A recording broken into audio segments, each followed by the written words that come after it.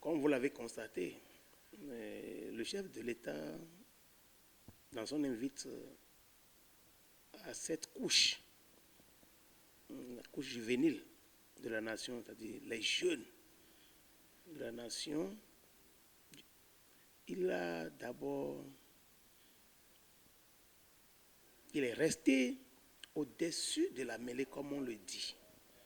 Il a invité non seulement la jeunesse de son camp, c'est-à-dire de la mouvance, mais également la jeunesse de l'opposition. Ça, c'est quelque chose qu'il faut encourager. Et qu'est-ce qu'il a voulu, à travers moi, ce que j'ai lu? Il a voulu simplement dire à son peuple que lorsqu'il s'agit de la nation, il n'y a plus question d'opposants ou de mouvanciers. Puisque vous devez comprendre, dans son discours, il a dit quelque part qu'il sera actif dans la désignation du candidat qui va le succéder.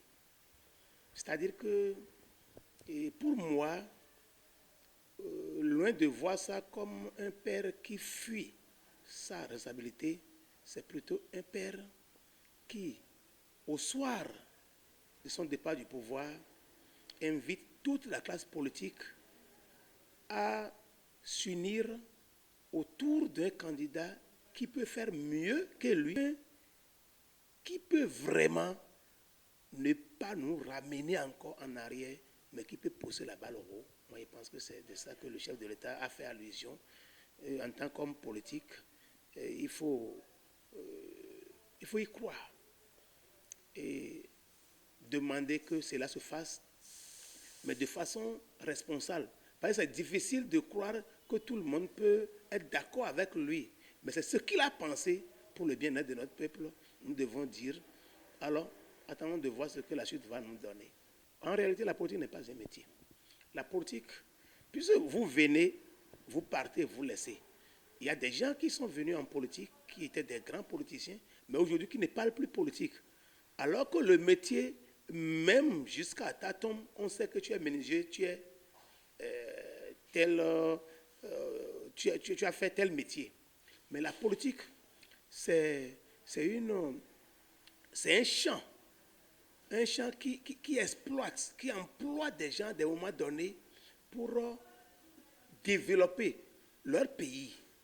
Mais venir pour détruire le pays ou bien venir pour faire la bouffe, il faut éviter ça et appeler tout le monde à croire à la citoyenneté et à y se mettre pour effectivement un développement durable, pas un développement éphémère. Il faut aller travailler. Il faut parler de l'entrepreneuriat des jeunes. Parce que tous les pays qui se sont développés, c'est à travers l'entrepreneuriat, à travers les entrepreneurs.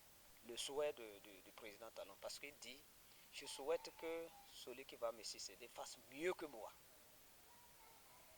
Sinon, en réalité, nous, jeunesse, le départ de son excellence, Patrice Talon, son départ du pouvoir, moi je me posais la question, est-ce que ça n'allait pas être une perte pour la nation? Mais une perte, oui, ceux qui le disent parce que vous êtes d'accord avec moi, que ce soit l'opposition, la mouvance, l'opposition peut ne pas le dire. Et vous êtes d'accord avec moi que il a mis la barre très haute. La barre du développement du pays, il a mis très haute. Et pour certains, et pour nous qui sommes de la mouvance, c'est que, est-ce que quelqu'un peut venir faire comme lui? C'est dans ce sens que les gens disent que c'est une perte. Ce pardon devait être bien compris. L'homme, c'est la chair. L'homme n'est pas Dieu pour faire tout de façon sans faute. Et c'est vrai que dans son parcours, dans son mandat, sinon ses 2 mandats, il a fait des choses qui sont bien. Mais dans le même temps, il a fait des choses pas contraintes. Ce n'est pas qu'il ne veut pas faire bien plus tôt. Mais il a fait des choses qui, de façon spontanée, ne sont pas des choses qu'il fallait faire.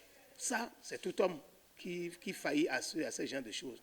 Mais ne pas demander pardon, c'est être égoïste.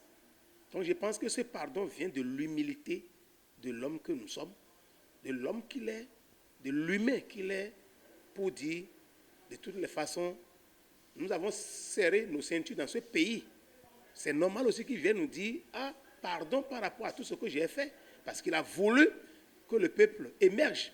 Et en ce temps, c'est normal qu'il faille revenir pour dire merci et pardon à ceux que j'ai offensés sans le savoir.